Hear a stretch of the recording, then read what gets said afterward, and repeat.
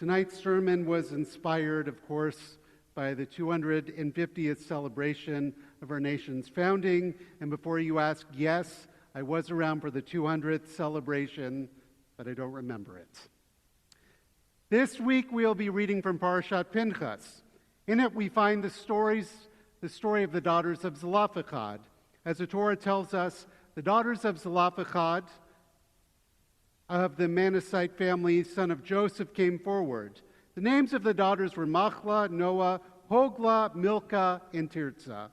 They stood before Moses, Eleazar the priest, the chieftains, and the whole assembly at the entrance of the tent of meeting. These 5 daughters approached Moses in front of the whole community and requested that they were entitled to their father's hereditary holdings because their father had died without any sons. When Moses took this case before God, God agreed to their request. This is a remarkable story in and of itself, but there is even more to it. As the WRJ Women's Torah Commentary goes on to explain, these daughters not only come forth, but they also speak with determination. They show no hesitation in pointing out the unfair nature of their present situation with complete confidence and supporting their claim with compelling arguments.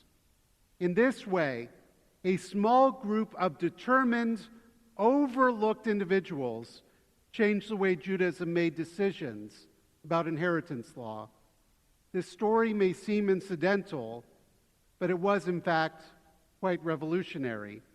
And yet, that seems to be the story throughout the history of our people, including when it came to the founding of the United States, whose 250th anniversary we will be celebrating tomorrow. And even if we did not play a prominent role in the smash hit musical Hamilton. According to the JPS Guide to American Jewish History, the role of Jews in the events leading up to the American Revolution is largely unrecognized, given that they represent only a tiny percent of the overall population.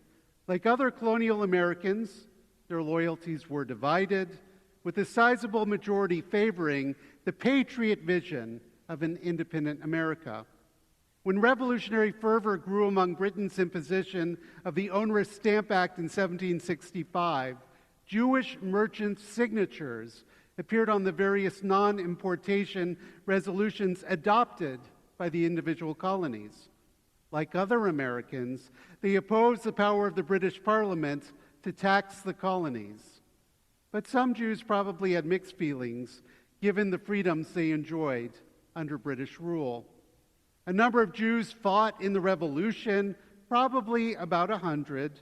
The first Jew to die fighting for American independence was ironically also the first Jew elected to public office in the colonies, Francis Salvador. Mordecai Sheftel of Savannah, Georgia, was the head of the local Revolutionary Committee and was responsible for provisioning soldiers. In 1778, he was appointed Deputy Commissary General for federal troops, but before Congress could approve, the British captured and imprisoned him and his son that December. Both were taken to a notorious British prison ship, the Nancy, where they were treated poorly. Eventually paroled to a town under British supervision, where local Tories beat and killed patriots as British troops evacuated under fire from American forces, both Sheftels escaped by sea, only to be recaptured and sent to Antigua. They were freed in 1780 and made their way to Philadelphia to rejoin their family. Reuben Edding of Baltimore enlisted the moment he heard about the Battle of Lexington and headed to Massachusetts. He was taken prisoner by the British who, when they discovered he was Jewish, gave him only pork, which he refused to eat. He was able to survive on scraps of permitted food from fellow prisoners. Weakened by such treatment, he died shortly after his release. A cousin bearing the same name, born in 1762, also fought in the war and was appointed as United States Marshal in 1801 by President Thomas Jefferson. Abigail Mayonnaise supplied provisions to American troops in 1779, angering British authorities.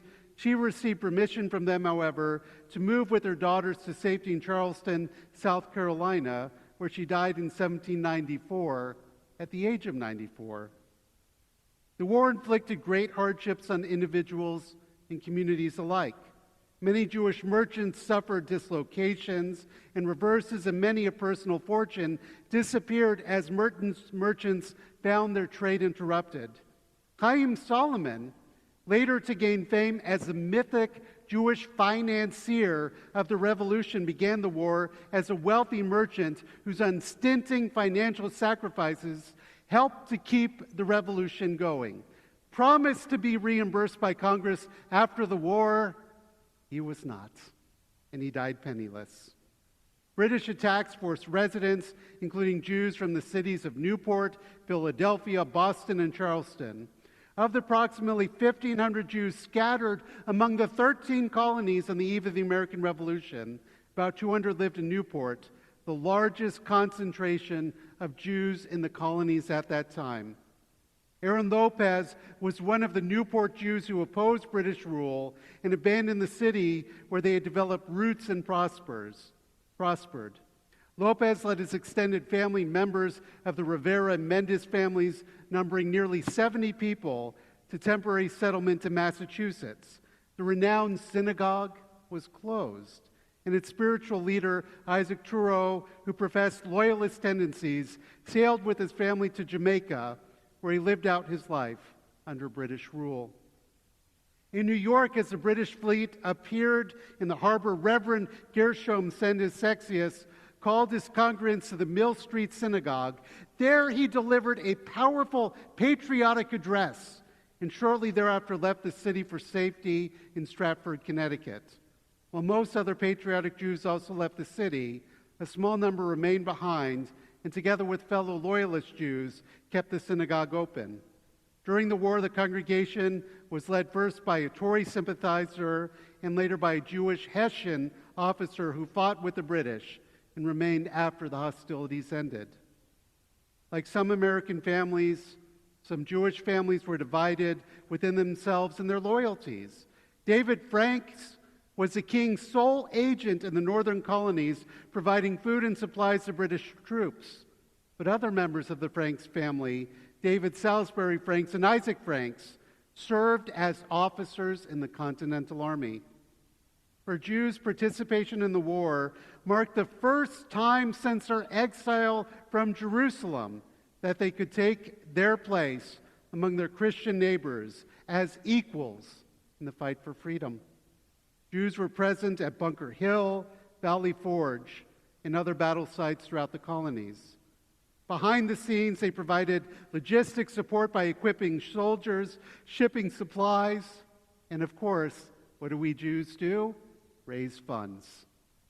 Ship owners such as Isaac Moses of Philadelphia outfitted privateers to harass British shipping, and their ships engaged in running the British blockade to provide necessary provisions to the needy revolutionary forces. In another article, there is a little-known story of Captain Richard Lushington's unit of American volunteers, which came to be known as the Jew Company, because so many of its members were Jews who hailed from King Street in Charleston. It was, according to historian Professor Samuel Resnick, the only instance of a group mobilization of Jews in one city into one company. During the Revolution, and the unit included a cantor, a rabbi's brother, and a man who would later found a synagogue. The Jew Company fought bravely at the Battle of Beaufort in South Carolina in 1779, inflicting heavy casualties on the British. At least one Jew in the unit was killed, and another was wounded during the clash. Subsequently, in the fall of 1779, the Jew Company took part in the failed attempt led by General Benjamin Lincoln to retake Savannah, Georgia, from the British, as well as the unsuccessful effort to defend Charleston in early 1780. The record shows that from the very start, Jews made lasting and important contributions to the birth, growth, and development of the nascent republic that became known as the United States of America. And they did so in a manner far out of proportion of their numbers. In 1939, his late grandmother, Dr. Miriam Freund Rosenthal, who later served as the national president of Hadassah, published her doctoral dissertation in the form of a book entitled Jewish Merchants in Colonial America. In the foreword, she wrote that the America of today rests on the solid foundations of the colonial period, and argued that it is possible and important to show by actual research and record that Jews have been an integral part of the United States since its very beginnings. Indeed, Jews helped to make America's freedom a reality. That is something that should serve as a source of pride to us, as well as a powerful reminder and rejoinder to those who would dare suggest otherwise. So on this Shabbat, where we read about the courage of the daughters of Zelophehad, Machlah, Noah, Hoglah, Milcah, and Tirzah, may we also be reminded to remember the courage of our ancestors who came to this land even before it was the nation it is today.